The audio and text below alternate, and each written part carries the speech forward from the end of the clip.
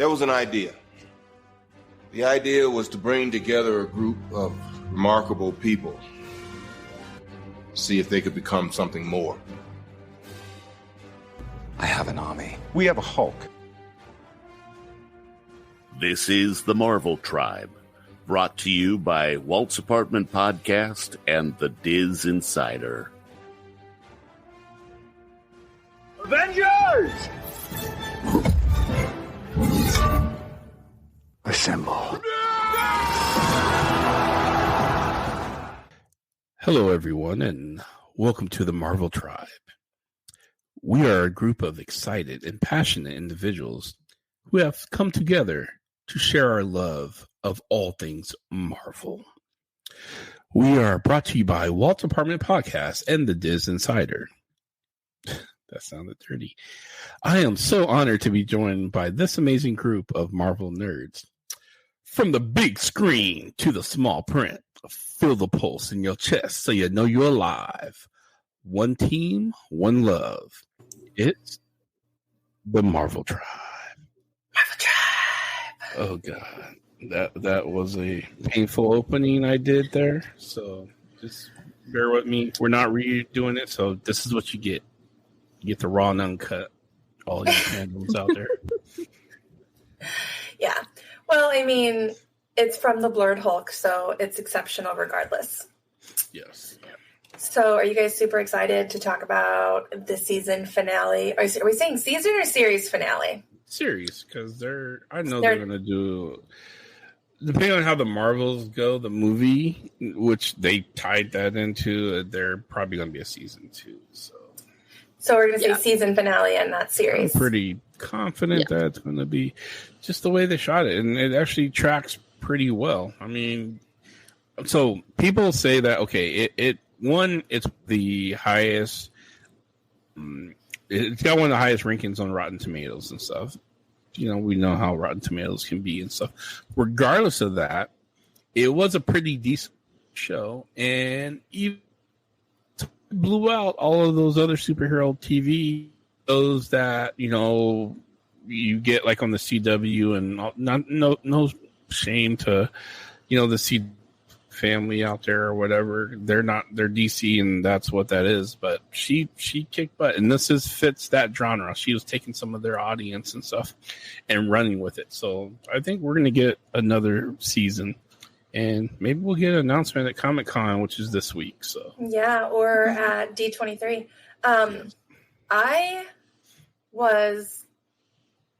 This episode, for me, I felt like there were a lot of things that were rushed that I wish they would have taken more time on.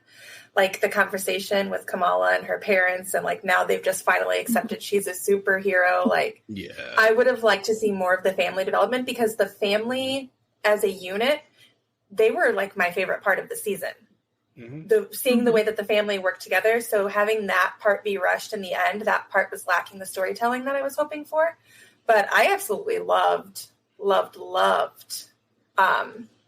this season finale. I loved, you know, that the mid-roll credit scene. I loved the end credits. I loved the last conversation with Bruno. It left me wanting more. Oh yeah, we're going to definitely talk about that. Yeah. But so I agree with wholeheartedly. Like because there's some things that, like with the conversation with her and her father on the rooftop, and just the dynamic change that the mom had. I mean, these are very two strict, overprotective, some may call them parents and stuff, who really, you know, they love their kids. They want what's best for them. Also trying to keep in tradition with those. And to see the change is not that it's not believable. 100% it is. I can see both of them arriving at this place. I just don't think I think it happened too soon. They really converted over to where, you know, when you're that parent, that's who you are. You resign yourself around, like, you know, I need to protect my daughter. I don't want her to go to, you know, she's not going on dating. She's not doing AvengerCon. It's not something you just switch off because, oh, my daughter has powers. Actually, it's like the stages of grief. A parent has to kind of go through that, and I wish the show, and I get it's six episodes, but I wish they did take their time a little bit with that. Even though I 100% believe they would arrive at this exact point where they are fully supported and behind their daughter and stuff, which I love. That conversation on the roof was awesome. So, yeah, I mean, I think I would see them in the support and the awe, but I do also think that, I mean, they witnessed her go through a lot of danger, and that would have also changed it. Like, I can see that even becoming a topic of season 2 of them being like, oh, she's got these powers. This is putting her in real danger. We don't actually want her using them anymore, or something in that form. They did have that like small moment where it's like, you can't just be going off and saving the world. And she's like, but it's my responsibility now. So, and I also felt like Kamran's story was rushed too, and seeing him like figure out that his mom was gone and his whole process of coming into his gifts and the whole clandestines, like at this point the clandestines are irrelevant. Yep.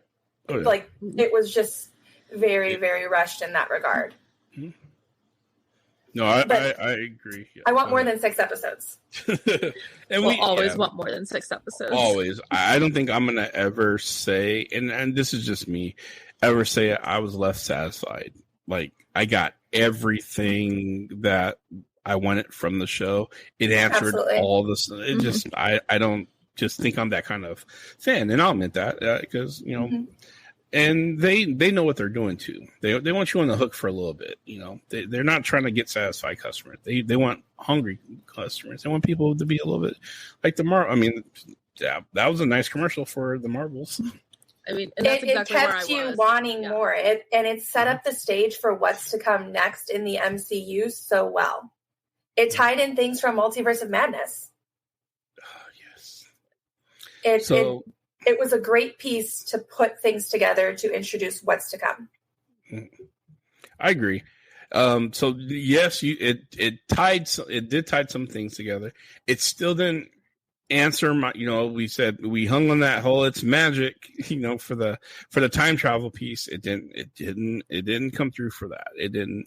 But so I accept it. It was what it was. If magic is the answer, then so be it. Magic is what it is. So magic will allow you to go back in history and reset your original timeline and create this circular kind of Back to the Future moment and stuff, which we all thought we went to Banner University and got our PhDs on Marvel and the Cinematic Universe time traveling. Apparently we didn't. We missed the magic element of that class. So that's what this is. And that's just what we're calling it, as magic. We don't know if maybe this is just something that's specific to Kamala's abilities. Mm-hmm. Like we don't know yet. Kevin Feige is yet to tell us. So right now our best guess is it's magic. Yeah. Or something to do with her abilities specifically. But I mean, there's a lot to keep us wanting more. What do you think about for season 2? Do you think that we're going to get more of like the Kamran storyline from the comics and like seeing their struggles together? Because in the comic books, like he basically tries to convince her that people who aren't Inhumans, because that's the route they go in the comics. So basically don't deserve to be here. And I wholeheartedly agree with that sentiment because I can't tell you how much I dislike the Inhumans. It's such a nothing. And but you understand why they did that, right? Why Marvel went with the Inhumans? Because it's horrible. It's no. Why they went with them originally? What? I don't know. Yeah, originally. Well, I'm open to that. Tell me. Okay. This is my belief. It's because they knew they weren't going to be able to use the term mutants in the MCU. And they had an Inhuman movie that they wanted to come out, never came out. They had Agents of S.H.I.E.L.D., they had the Inhuman show, and they couldn't use the term mutants. Yeah. They couldn't talk about mutations because Fox still owned the rights to that at the time. All the X-Men mutants, you can reference it, So they had to go a different route. So they started developing the comics more around the Inhumans, knowing that they're going to someday want to take this into the MCU. Okay. That's just my thought behind it, is they were trying to compensate for something that they didn't know that they were going to obtain in the future. So I'm totally okay with that reasoning, and therefore we can throw away the Inhumans now into the trash. Well, yeah, and I mean, so that was our question about the bracelet too. Was that like some form of Terrigenesis? Like, because in the comic books, Miss Marvel has dormant inhuman DNA, and that's what happens is like a Terrigen bomb comes over, and anybody with latent inhuman DNA becomes superpowered. Now I think it's safe to say. I mean, God, man, we got the theme song. We got the mutation from We Don't Talk About Bruno. We got the X-Men animated score, but we also got that in Multiverse of Madness. So we are yes, we did, and so I think we're officially the Inhumans storyline is gone. That's done. Marvel has all their toys back, and the X-Men is here. And I love the fact that they converted her from an Inhuman into an X-Men, and it's a latent mutation gene. In fact, by doing that one little thing, help them build the storyline for mutants, including Wanda's storyline, her brother Pietro, her children, Carol Danvers, yes, even freaking oh my God. Well, yes, we'll go and get Namor, but from Wanda, Monica Rambeau, and so Monica Rambeau. So yeah. When these cosmic things interacted with certain humans, things happened, and like with Monica, the hex, and all of a sudden she got blue eyes, and she's like, boom, she's Photon. She's Photon. The twins, Wanda and Speed. Yes, yeah. Well, her kids on top of that too. That the Hex, her herself and stuff with the Mind Stone and her brother Pietro. Yeah. You get certain people with certain things hitting in their DNA, and it gets around these cosmic entities. Then boom.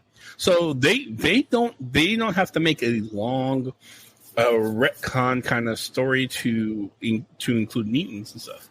We can 100% believe that, yes, it's been here this whole time and stuff. So, and I think we're going to get that. I think that we're going to start to see that there have been mutants in the shadows, because in the comic books, they stayed in the shadows for a very long time.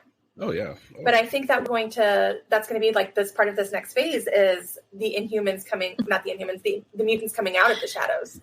And I'm super excited for it. I did love that when I think of mutants, I think of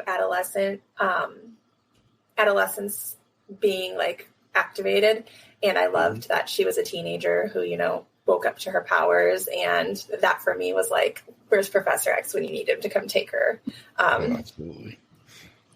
It was really special. It was exciting because we've been waiting for this for a really long time. Where does that take Bruno's storyline if he's the one that figured this out? Is he going to be the one that figures this out for everyone in the past? Like, are we going to think that he is the not the inventor, but the discoverer of mutants for everyone? So here's what this is my prediction, and this is what I would love to see happen. And I said this for the previous episode and stuff. Bruno is going to. This is why I think there should be a season 2, because Bruno has a lot more story arc, and he's going to go to fulfill his dreams and go off to Caltech? School and go to Caltech, and which is going to find out it's sponsored by PIM. And I think we're gonna get some really interesting things. He's gonna be opened up to. He's the next Banner. Yeah. He's the next Banner. His storyline is the reason I want a season 2. Mostly, I was like, I know we're getting Miss Marvel in the Marvels, and I was like, I know we're getting her storyline, but I'm like sitting here going, I really fell in love with these side characters in the last few episodes, and I'm not ready to let them all go. Oh, I felt like Zoe's story was like super rushed too. Yeah, she came back. She just like appeared in the finale again. And I was like, I forgot about you. And was like on their team, like, and was a good person and wasn't this like superficial, like, ugh. But let me ask a question real quick. I really want season 2 for their love story because I want them I want to see the Cameron and Miss I thought you Marvel meant and Bruno Bruno love and Zoe. story.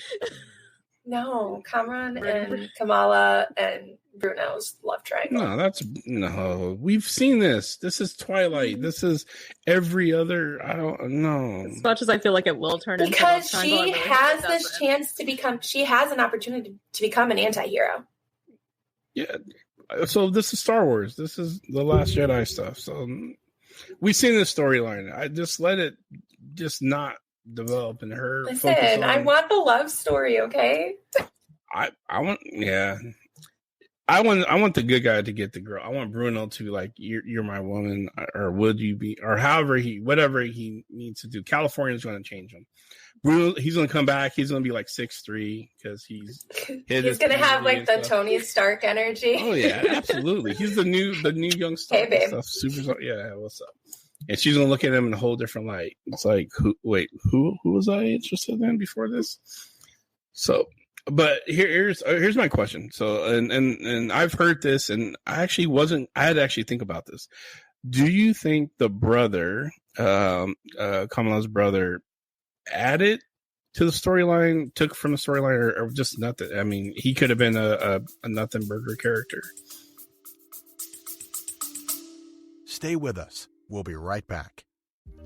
Hey, I'm Brando. And I'm Owen. And we're the hosts of Banter and Such. Each week we get together with the most interesting people that we know and talk about the things that we're generally interested in. Like movies. TV shows. Movies. Nostalgic childhood franchises. Movies. Urban legends. And sometimes movies. So check out Banter and Such anywhere you get podcasts. Banter, ampersand, such. Or banter and then the word and then such. Or just banter and it fills in the rest automatically for you and you just click on it. Either way, it's called Banter and Such. Want to get into some BS with us?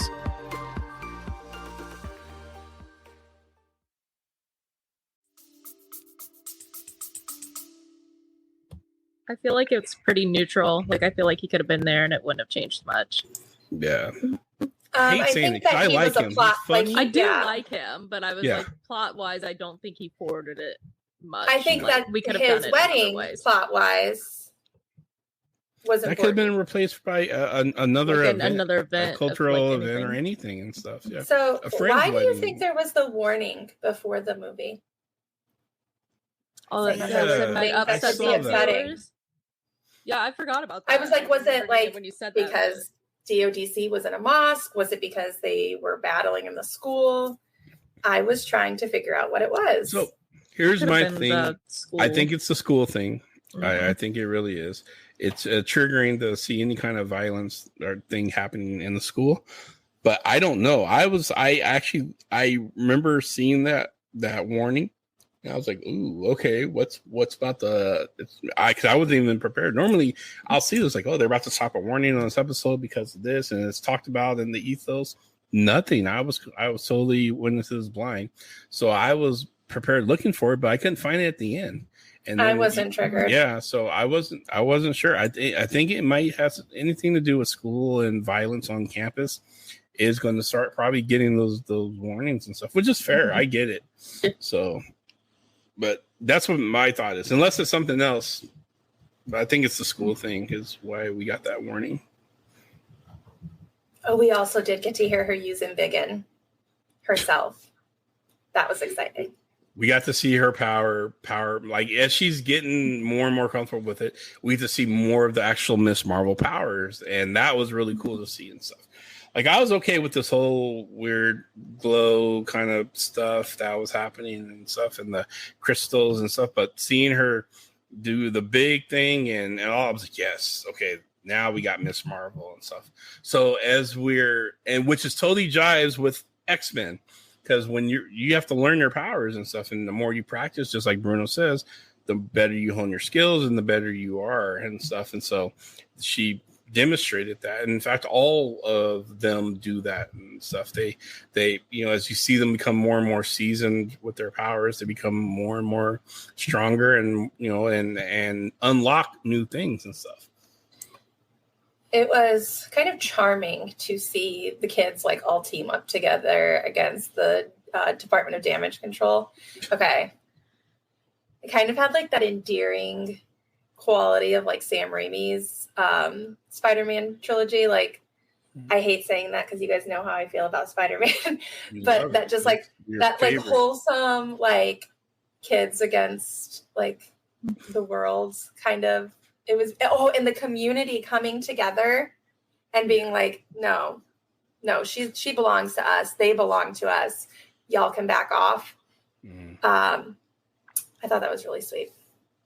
So yes, I agree. I think it wasn't necessary for the Department of Damage Control to throw what's her name, the head lady chasing them under the bus like that, because that whole department is just admit what you are. You're crowd controlled. You want soups to be contained and everything. And then towards the end they start acting like they're this nice, fair kind of department, and she's rogue, chasing after these poor innocent. No. Own your stuff. In fact, that's so weird that they didn't do that, and they're trying to soften that image. And then they get this guy who's her boss, who is this, righteous. This is not how our department is. Like BS, man. She's been in that department long enough and we've seen her in other things to understand how your department runs, what you guys do. And it's not that I'm saying it's fine, but own what you guys are. If you're CIA and you do counterterrorism, don't be like, oh, we shouldn't chase terrorists because we want to do something different. Let's be negotiating terrorism. It just was weird to me. I don't know if that was your. I noticed vibe. the switch too, because I was like, I noticed the switch where I was like, oh, she's going to go rogue now. But I was like, but they were already after them anyway. So I didn't understand the callback at all. And then, then I think he, like the director or whatever, like he just needed to save face. He knew it was going to come back on him. So he needed a scapegoat. That could be, yeah. Honestly, though, the whole anti-superhero agenda that they had reminded me of something else that reminded me of something else that we've seen in another end credit scene and something else that we've seen recently. That is, superheroes have to go. Thor: Love and Thunder. Spill it. Yeah. I feel like we're seeing a setup for another Avengers movie. So yeah, I think Earth is now on cosmically on people's shit list, and I can say that, right? Well, it's too late now. Yeah, you can. But they are. We saw at the end of Thor. Yes, Thor: Love and Thunder. With the whole spoiler alert, if you haven't seen it. If you haven't seen it by now, you're not gonna go see it anyway, so I don't care. We get Hercules, the demigod. So which is weird because he's supposed to be half human, half god, but he's just kicking it with his dad on his love, on his love little part of the galaxy and stuff. But he's gonna come to Earth and cause some trouble, avenging old Papa there. Earth is definitely a target, and so we're getting that cosmic threat, which I wasn't expecting to get that from Zeus, but it is what it is. And there's other things that are out there and stuff, and it's gonna be interesting. So we'll see. Earth is on people's shit list, and we need some new Avengers to help defend it. Who has a little bit more cosmic awareness and stuff. So, and don't forget, we've got the Dark Avengers coming too. So there's a whole lot to unfold for us. Yeah, we got so much stuff. This is why I can't wait for Comic-Con, because Marvel is definitely they've decided to usually they opted out because they wanted to do the Disney thing and make that big, but they're going to do both. So they said, we got room for both. We got a whole bunch of announcements, and we're gonna do some of our biggest stuff at D23 because but we got something for you, comic, your fandom out there and stuff. And there was some releasing about, we got some stuff for Blade. I only want to comment. There's so many rumors and stuff rolling around. So next time we'll be covering it. More, We'll cover it more and info and stuff. And we will cover things live too on our social media. So if you're not following Walt's Apartment Podcast on social media, whenever we hear rumors that have been confirmed, we'll toss up a post and make sure that that's available for everyone. Absolutely. So her bracelet. Can we talk about her bracelet for a second? Because I'm still stuck on it. Let's talk about the bangle. You want to talk the end credit scene? Where or do you want to talk about the I want to talk about the actual general. All right. I want to talk about the lore of the bangle. So okay. I have two theories, and I want to know if you think either of them is plausible. Okay. Because we have Miss Marvel coming. Mm-hmm. So could it be Kree technology? The Marvels. Or the Marvels, yeah, sorry. We have the Marvels coming. So could it be like Kree technology? It could be. Could it also be a quantum band? Now we're talking. Because we have Quantumania coming up. So I'm leaning more towards quantum. But Kree, I really thought we're gonna get a lot more of like infiltration in all kinds of stuff regarding the Kree and stuff, and we haven't really been getting that. But again, we still haven't figured out. They haven't revealed to us what that thread is, and maybe it'll come out a little bit later. Really, the last time we saw the Kree was in WandaVision, right? Yeah. When Nick Fury summoned. Yeah. Nick. Did I call him Furry? Fury. Yeah, sorry. Nick Fury, summoned Monica up to Nick Fury is something different. To the sword base that's protecting us. But so it absolutely could be that too and stuff. I think if it was, here's my thing. This is my only take. If it was Kree, why hide that? That's a nice cool little Easter egg to kind of throw in there and to make a nice little reveal. And it doesn't take much to do that. So I'm not sure, but I think the Kree thing, like there was that temple they were in that they showed us in episode 3. Mm-hmm.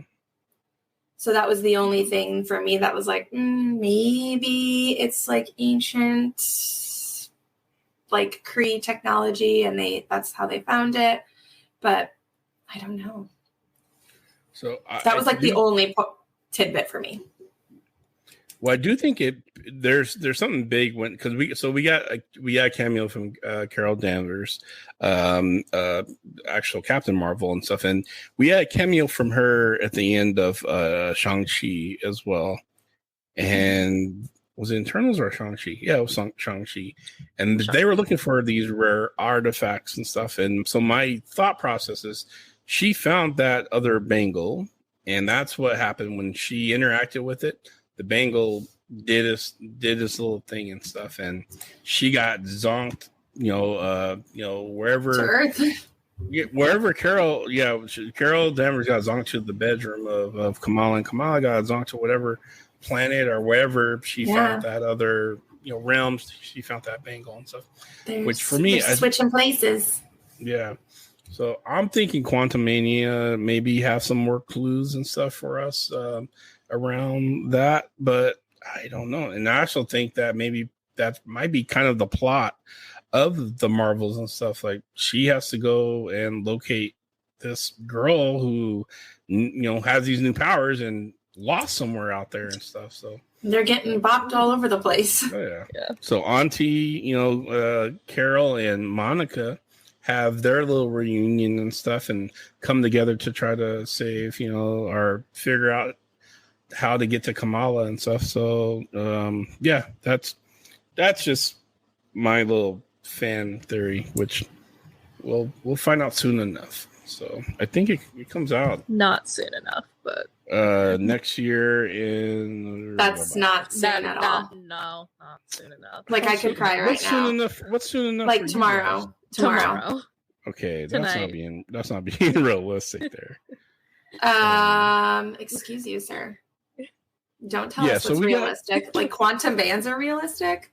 So we got July 28th is when it's scheduled to come out. That's over a year. So literally a year. Yeah, 12 short months. So, and we're going to have some cool segues in. We got Black Panther 2 coming out November. So which will give us more mutants.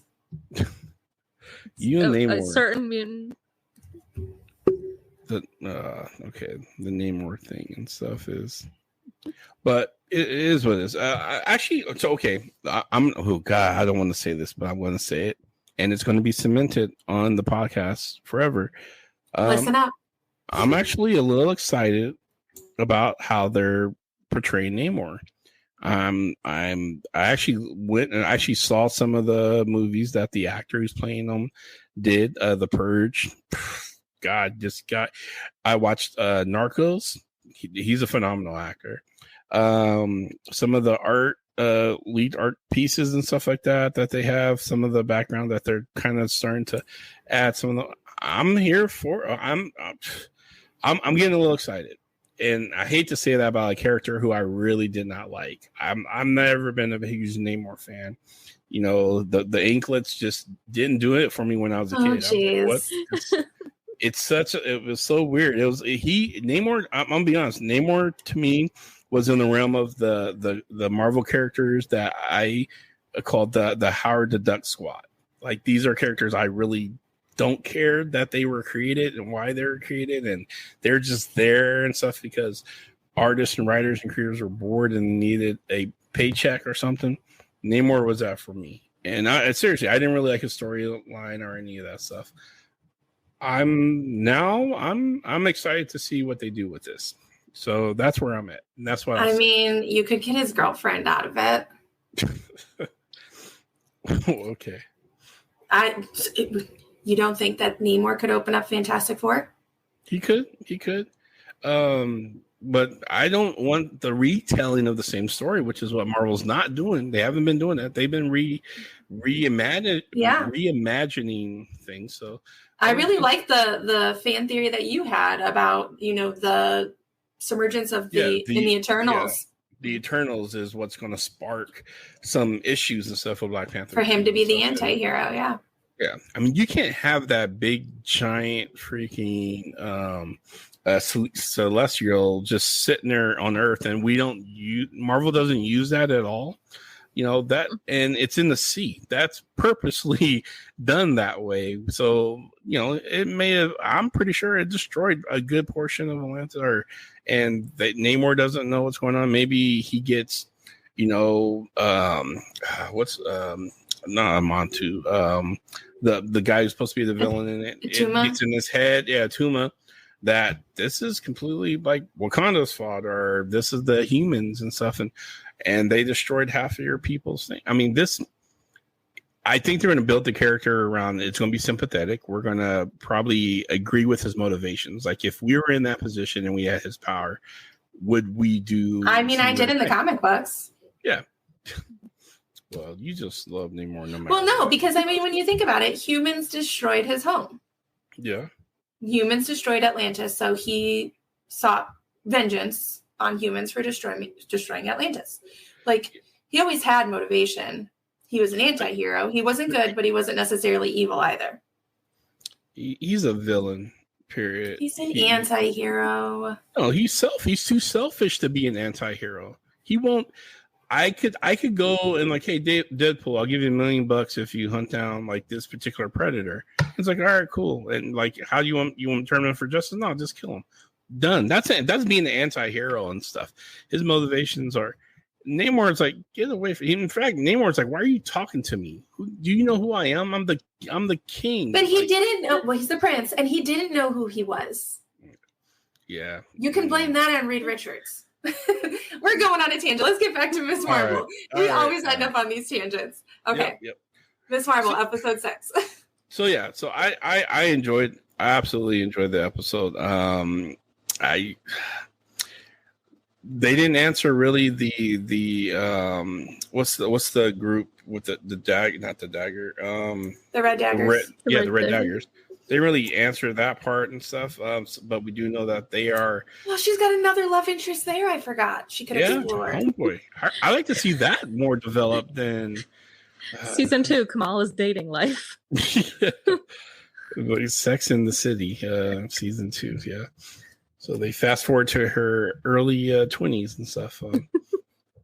which I'm here for. If you get the right writers and stuff, you can make anything possible and stuff. But of course, but yeah, she has various possibility love interests and stuff. So that was actually it is what it is. I want more development for the Red Daggers too. I had completely forgot about that. Like the clandestines, whatever, I'm done with. Yeah. I want more from Bruno. I want to see the Kamran story unfolds because he's also an anti-hero.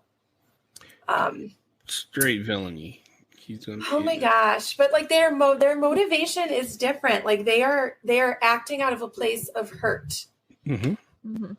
And but they have this vengeance against humans because humans did so and so. And so here's where I think it's a little different for Cameron. Sorry, I didn't mean to cut you off. Okay. So I'm assuming you did you guys both watch Thor: Love and Thunder? Okay. So just like the Necro Sword gave Gore his power, it also it has the ability to kind of take over and really kind of possess you, kind of how like the with the Scarlet Witch, and taking over Wanda and turning her into the Darkhold, slowly, the Darkhold. It's going to be the same thing with the Black Knight and stuff, and the sword in that book at the end of Eternals and stuff.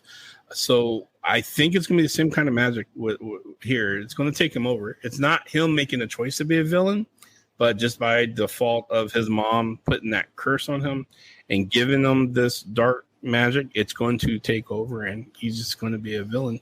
And Kamala or Miss Marvel is just going to have to let that go at some point and fight, and destroy him. So, which would be he's going to have to go after Bruno, and then she's going to be like, not Bruno. Man, I like Bruno. I want Bruno go to California, meet Luis, and become roommates. Like he renting a room from him because he can't stay at Caltech in the dorms. I know. Or Luis gets a security job at Caltech somehow, and they just kick it and stuff. He tells them stories, and he ends up meeting Ant-Man and the Panther. I so want to see Bruno. I want to stand alone Bruno stuff. I just want to follow Bruno's journey. Yeah, I mean, he's the next big science genius, and I love that he was set up that way. And they took the time to really develop how brilliant he is as a character. That was probably my favorite character development. Also, Nakia. I wish that we could have more Nakia, because she a baddie. She is. Yeah, she doesn't no fear. Oh yeah, no fear. Yeah, she's that girl. Like when you give her a glass ceiling, she already has the hammer behind her back waiting. It's like, oh, really? You think I can't do this? All right. And she's like, so at first I was a little confused because it was Kamala who kind of gave her the confidence to go after what she wanted, like told her, but it which confused me only in this sense. I think Nadia kind of always had that kind of personality, like. That seems to be that speech. Not speech. It wasn't even a speech. It was like, yeah, you should do that. And so like, oh, really? Yeah. Okay. And then she did it. I think she was going to do that anyway. I really think that that's the kind of, boss lady she is and stuff. That's her spirit animal and just doing what she feels is right and nothing's going to stop her, regardless of people thinking that gender has something to do with what you can do in this world. So I like that aspect of it and stuff. So yeah, I'm here for season. I'm here for a season 2. Where are we talking? Like they have to. This is. I would almost be a little bit heartbroken if they don't make a season 2. Because this is not, go ahead. One of the I think this is like one of the first series that they've done so far where they've introduced so many new characters that I just want so much more from. Absolutely. Yeah, I agree. I mean, if you had to put, and I hate saying this, I'm about to, if you had to put Kate Bishop or the side characters, for who we're going to spend Marvel Disney money on to produce another season, I'm sorry. I love Kate Bishop. I think she's going to be a phenomenal replacement, but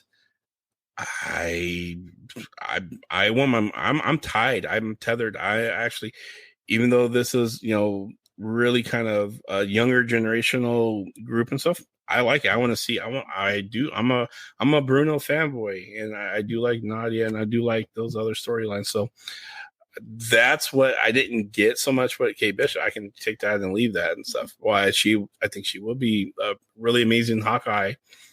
I just like, yeah, if I had to choose season 2, she's on the cutting room floor. Yeah, but I mean, you can also take or leave Hawkeye too. So it's like, I've always they gave Hawkeye the treatment I wish they gave it to him early on in the Marvel Cinematic Universe, because we all understood like those kind of die-hard kind of heroes and stuff. Like we knew they exist. There's the guys who really don't have powers, but you know they're witty, they're funny, they're really they're go for like they're a champion even though they don't have.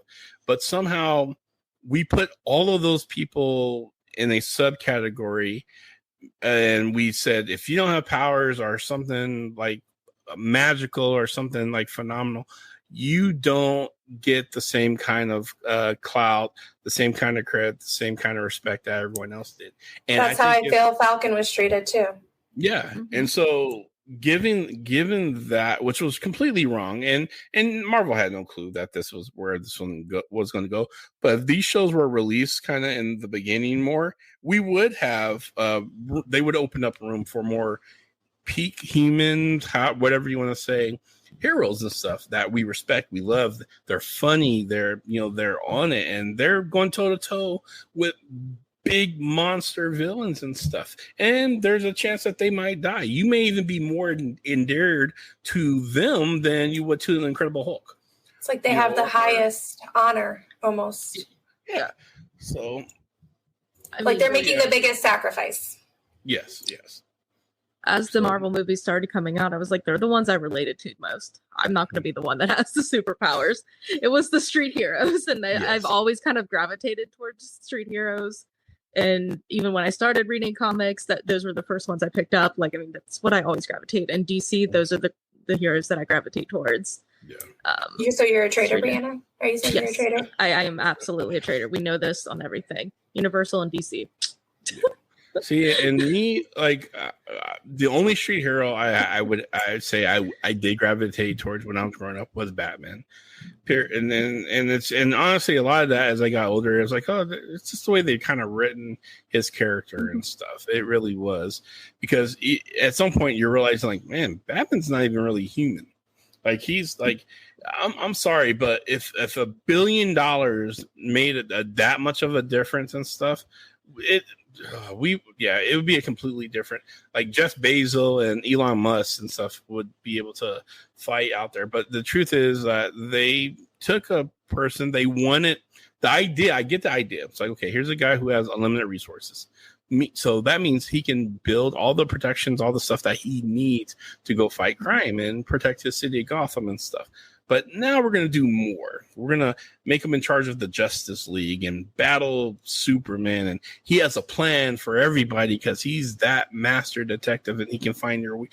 I'm saying, okay, all right. And so they're turning him into a super duper not even one in a million, because one in a nothing. Like he's the only person that can do this kind of stuff. Where Hawkeye or the Marvel street level, like Breanna said, they're more daring because they're risking more. They really could just die. Like they're doing this because of the true love of justice and being a part of something and defending, Earth and humans and everyone else and stuff, and going into their peril, fighting people that are outmatched, but they still do it anyway and stuff. So I agree, Breanna. Like that was more daring. But when I was a kid, I was all about powers. Like I sit there like, dang, I wish I had Hulk's powers. I was the perfect sidekick. I'm like the Peggy and the Pipe or the Pepper and the Jane. I like, let me help the superheroes, but I don't think I could ever be a superhero. I would be the perfect sidekick. Non-powered sidekick. I wanted that. I used to call when I was a kid the Black Panther ninja suit and stuff. I wanted the powers. I did. I'm not gonna lie and stuff. Now here's a big difference and stuff. Like today, I don't want the powers because I know the little kid of me would be completely disappointed with what I do with the powers if I got them today. I would be a villain because it's like going back to that question of what would you do with the super soldier serum? When I was a kid, I would 100% be a hero. I believed. I looked at the world through rose-colored eyes. I absolutely believe in truth, justice, and the American way, and all that stuff. And I would do good with those powers as a kid. As an adult, man, you will regret the day you gave me superpowers.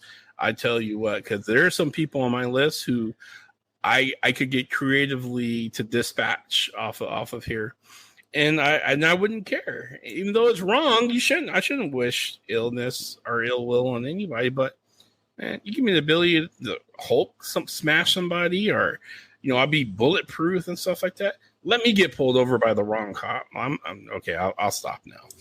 Go ahead. Sorry, Dave.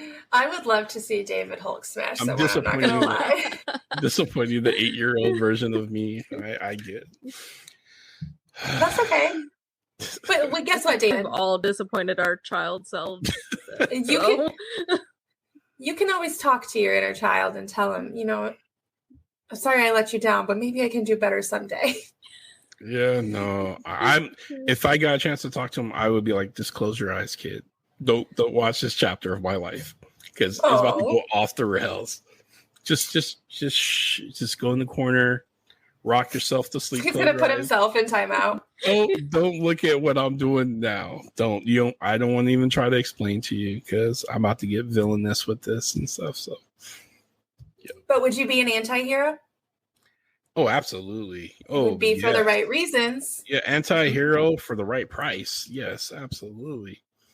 And even then, like I would be like, Russia would be like, hey, we'll give you $1 billion in gold, and we want you to, to do, I don't know, something, whatever and stuff against American interests. And I would go and say, okay, yeah, but you're gonna have to deliver it to me in person, Putin. Comic book wise, we're talking comic book fantasy stuff. So, wow, sorry, you guys gotta ring me in. I'm blaming Sam and Breanna on this one. I got a little ahead of myself. I did not know where that was going. I did not either. Sean is going to hate me. Oh. That's okay. So basically, David would be a kill for hire bad guy. Yeah. Deadpool. I would be. He doesn't even care. Doesn't even care. Yeah. Basically. Doesn't even care. That's the part we had to cut out. David doesn't care. He don't care. He'd be chasing the paper. Get you some. Get you some. And not in the way we usually say. Do you guys have anything else you want to say about episode 6 or this series? I like Miss Marvel. I think it was a great show. I know it got a lot of hate. There's some trolls out there. I love the love it got from the BIPOC community. There's Indian people who were like, they're like, wow, that's me up there and stuff. I saw the language I speak, like there's, in the title cards and stuff, like they really did some work. They actually talked about the partition, and they, had told some real stories and stuff about how things kind of were. And they talked about the food and the culture and so I love, they really kind of, Disney is getting, and Marvel for that sense is really good about, taking those notes and saying, hey, let's do better and let's be better. So, and they're on it. They're like, let's make inclusion heroes. Let's do this. And they exist and they're popular and people are represented and stuff. And it's great. You send me messages. I was messaging the Marvel Tribe chat saying there needed to be some editing done. Sean has to work tonight. Sorry, Sean. Sorry, boss man. I went rogue again. I can't remember because I watched the last two, episode 5 and 6 together. So I don't know if it was at the end of episode 5 or beginning of 6. But her mom came through and made her outfit and it was ready to go, and it was just perfect. And I was like, just such a great little callback to her first outfit, and I was just so happy that it was her mom that made it. Oh my gosh, and it was beautiful. Like that to me, seeing her get her costume right finally after all the things that went through the show with her costume. And that was special too, because they had to get that right. It had to be culturally representative. It had to be unique to her. It was beautiful. Yeah, that was cool. I actually did like that part too and stuff. So, but just like all costumes that are like that, you have to go through that arc. You know, Peter Parker did it with Spider-Man.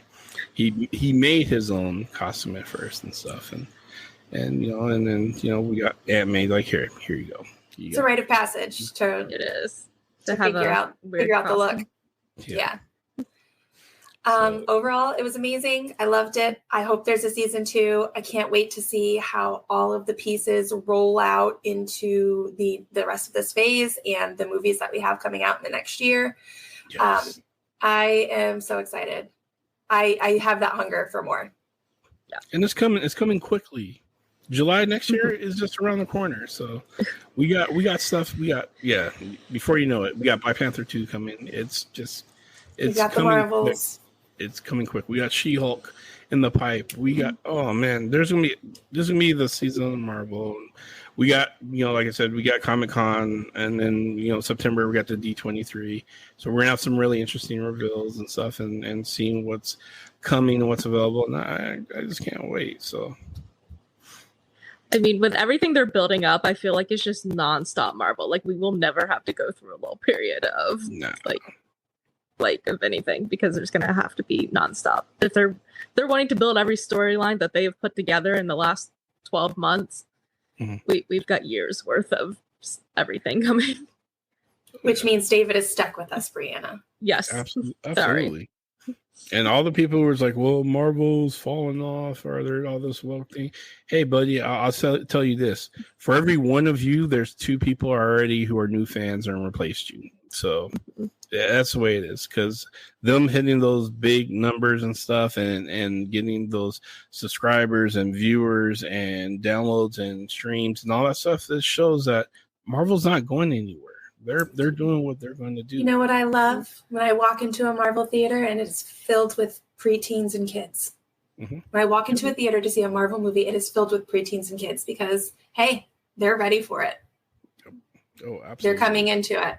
And it warms my heart to see that it's not just adults. I mean, even the fact that, like, PG-13 movie, parents are taking their kids and and I will say, I always ask, hey, I'm going to go. Like, do you think it would be okay for Haley? And she does. And my counterparts here are like, yeah, no, it's fine. But really, did she try and get traumatized on the little Thor scene? Oh no, absolutely not. She thought it was absolutely hysterical. She was so stuck on and we'll talk more about Thor: Love and Thunder next week with some Comic-Con stuff, but the little, like, the dumpling god or whatever he is. She was so stuck on that, laughing on that she didn't even care about the naked butt. That was straight pure Disney fan service, because that plushie's coming out. It just it is. It's coming out. Oh, and the goats. Oh my God, they have cute plush goats. They stole the show. Love the goats. All right. Well, we'll talk more about those next week, though. I think that are we done for tonight? We're done. Have we hit all the points we want? Last take. Everyone, I mean, love Miss Marvel. Yeah. Love Miss Marvel. Mutants, X-Men. It's X-Men. Coming. It's here. The MCU is ready for it. We are ready for it. Yes. And that's all we have for this episode of the Marvel Tribe. And we will see you next time. Marvel Tribe. Bye.